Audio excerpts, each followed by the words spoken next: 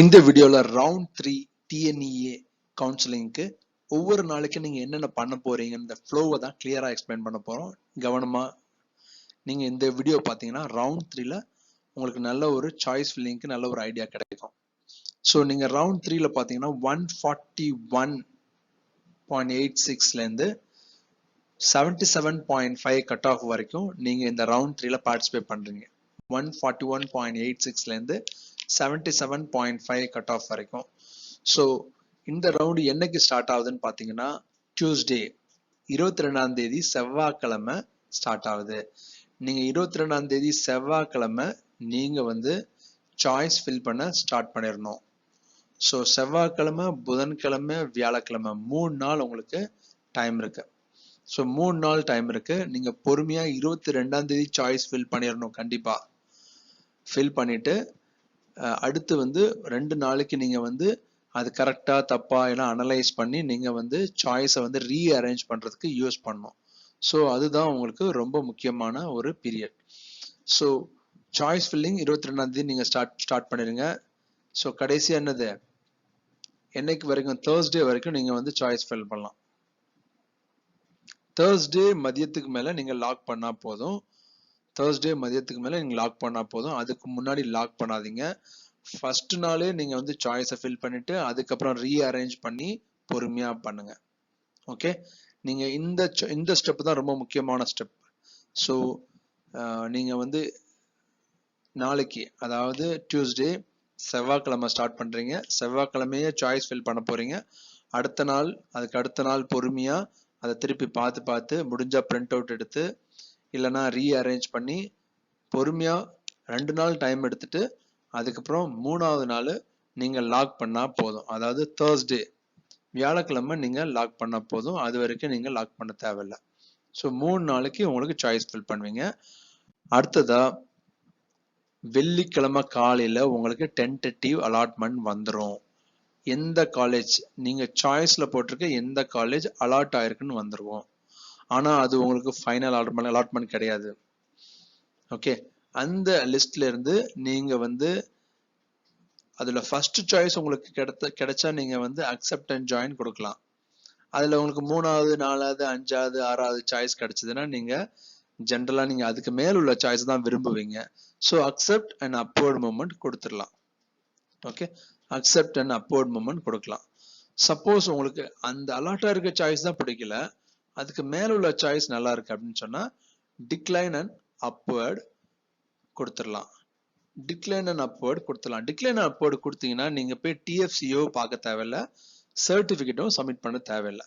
Okay, so இந்த process முடிஞ்சிருது. இதுல வந்து நீங்க எது நீங்க சூஸ் பண்ணணும், அக்செப்ட் அண்ட் ஜாயின் இல்ல அக்செப்ட் அண்ட் அப்வர்டா இல்ல டிக்ளைன் அண்ட் அப்வர்டா நீங்க சூஸ் பண்ணுவீங்க. இன்னைக்கு வெள்ளிக்கிழமை சூஸ் பண்ணுவீங்க. 2 நாள் டைம் இருக்கும்.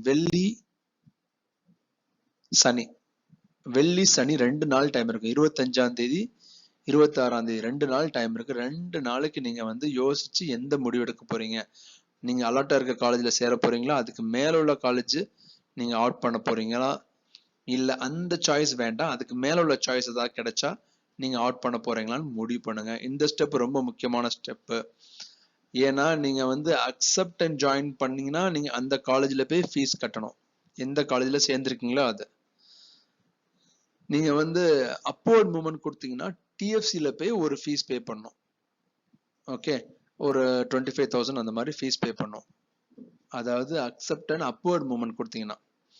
ஸோ நீங்க ரிஜெக்ட் அண்ட் அப்வர்ட் மூவ்மெண்ட் கொடுத்தீங்கன்னா TFCல போய் பே பண்ண தேவையில்ல, ஒண்ணுமே பண்ண தேவையில்ல, திருப்பி வெயிட் பண்ணலாம். அடுத்த மூவ்மெண்ட்ல என்ன கிடைக்குதுன்னு பார்க்கலாம். டிக்ளைன் அண்ட் அப்வர்ட் கொடுத்தீங்கன்னா நீங்க வந்து எதுவுமே கொடுக்க தேவையில்ல. நீங்க TFCல போய் நீங்க வந்து சர்டிபிகேட்டும் கொடுக்க வேணாம், ஃபீஸும் பே பண்ண தேவையில்லை. ஓகே, இந்த ஆப்ஷன்ல ஒரு ஆப்ஷன் நீங்க வந்து சூஸ் பண்ண வேண்டியது இந்த 2 நாள்ல நீங்க சூஸ் பண்ணுவீங்க. அடுத்து ப்ரொவிஷனல் அலாட்மெண்ட், அதாவது ஜாயினிங் ஆர்டர் மாதிரி 27ஆம் தேதி ஜாயினிங் ஆர்டர். அக்செப்ட் கொடுத்தவங்களுக்கு ஜாயினிங் ஆர்டரும், ஜாயின் அதாவது அப்வர்ட் மூவ்மெண்ட் கொடுத்தவங்களுக்கு நீங்க வந்து என்னது டென்டேட்டிவ் அலாட்மெண்ட் நீங்க போய் அக்செப்ட் அண்ட் மூவ்மெண்ட்க்கு அப்வர்டுக்கு டென்டேட்டிவ் அலாட்மெண்ட் கொடுத்துருவாங்க. ஸோ ஜாயின் பண்றவங்க காலேஜ்ல போய் ஜாயின் பண்ணுவாங்க. மீதி உள்ளவங்க டிஎஃப்சி ரிப்போர்ட் பண்ணுவாங்க. டிக்ளைன் அண்ட் அப்வர்ட் கொடுத்தவங்க எதுவுமே பண்ண மாட்டாங்க, வெயிட் பண்ணுவாங்க, அடுத்த சாய்ஸ் என்ன வருதுன்றத பார்ப்பாங்க. ஸோ இது 3 தான் மெயினா. குவிட் கொடுத்தவங்களும் அவ்வளவுதான், கவுன்சிலிங் விட்டு வெளியே போயிடுவாங்க. ஸோ அடுத்ததான் நம்ம பார்க்கறது ஜாயினிங் டேட். அதாவது 27ஆம் தேதியிலேருந்து 31ஆம் தேதி வரைக்கும் அந்த காலேஜ்ல போய் சேர்ந்துருவாங்க. அக்செப்ட் கொடுத்தவங்க போய் சேர்ந்துருவாங்க. அந்த டேட்ல தான் வந்து DFC reporting time. Upward movement கொடுத்தவங்களுக்கு டிஎஃப்சி ரிப்போர்ட்டிங் டைம். இந்த 5 நாள்ல போய் டிஎஃப்சில போய் சர்டிபிகேட்டும் பணமும் பே பண்ணிடுவாங்க. ஸோ இந்த 5 நாள் முடிஞ்ச உடனே உங்களுக்கு என்ன கிடைக்க போகுது? Final allotment. இது வந்து யாருக்கு? அப்வர்ட் மூவ்மெண்ட் கொடுத்தவங்களுக்கும் டிக்ளைன் அண்ட் அப்வர்ட் கொடுத்தவங்களுக்கும் ஃபைனல் அலாட்மெண்ட் இங்க வந்துடும். ஸோ இந்த அலாட்மெண்ட் வச்சு நீங்க காலேஜ்ல போய் சேர போறீங்க. ஸோ இதுதான் ஒரு ஓவர்வியூ. ஸோ இப்போ நீங்க தெளிவா நீங்க என்ன பண்ண போறீங்கன்னு உங்களுக்கு தெரிஞ்சிச்சு. சாய்ஸ் தான் ரொம்ப முக்கியம்.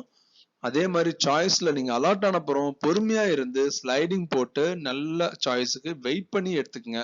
அவசரப்பட்டு உடனே அக்செப்ட் போடாதீங்க, அது ஒரு நல்ல டிசிஷன் கிடையாது. சாய்ஸை கரெக்டா அரேஞ்ச் பண்ணும். ஃபர்ஸ்ட் சாய்ஸ் கிடைக்கலன்னா பெஸ்ட் சாய்ஸ் கிடைக்கிற வரைக்கும் வெயிட் பண்ணி நீங்க அலாட்மெண்ட் எடுத்துக்கணும். அதுதான் ரொம்ப முக்கியம். ஒவ்வொரு ஸ்டேஜ்லயும் நீங்க அவசரப்படக்கூடாது, ரொம்ப முக்கியமானது. அதுக்கப்புறம் சப்போஸ் நீங்க டிஎன்இஏல வந்து கலந்துக்கவே இல்லை, இருந்தாலும் நீங்க கலந்துக்கணும் அப்படின்னு சொன்னா சப்ளிமெண்டரி வரப்போது, அதுல வந்து கலந்துக்கலாம்.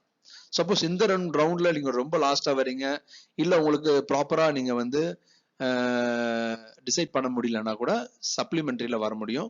ஸோ சப்ளிமெண்டரி மெயினா அப்ளை பண்ணாதவங்களுக்கு ரொம்ப யூஸ்ஃபுல்லா இருக்கும். டிஎன்இ அப்ளை பண்ணாதவங்க, இல்ல ஆர்ட்ஸ் காலேஜ் வேற காலேஜ்ல சேர்ந்துட்டீங்க, இப்போ வந்து மனசு மாறிட்டீங்கன்னா சப்ளிமெண்டரி வரலாம். ஸோ எல்லா ஃப்ரெண்ட்ஸ்க்கும் சொல்லுங்க, இன்ஜினியரிங் அப்ளை பண்ணாதவங்களாம் சப்ளிமெண்டரி அப்ளை பண்ணி ஒரு நல்ல சீட்டை எடுத்துக்கலாம். ஸோ 3ஆம் தேதி உங்களுக்கு எல்லாருக்குமே ஒரு நல்ல சீட். ரவுண்ட் 3 மாணவர்களுக்கு ஃபைனலா எல்லா அலாட்மெண்ட்டும் கிடைக்க போகுது. All the best. Bye bye.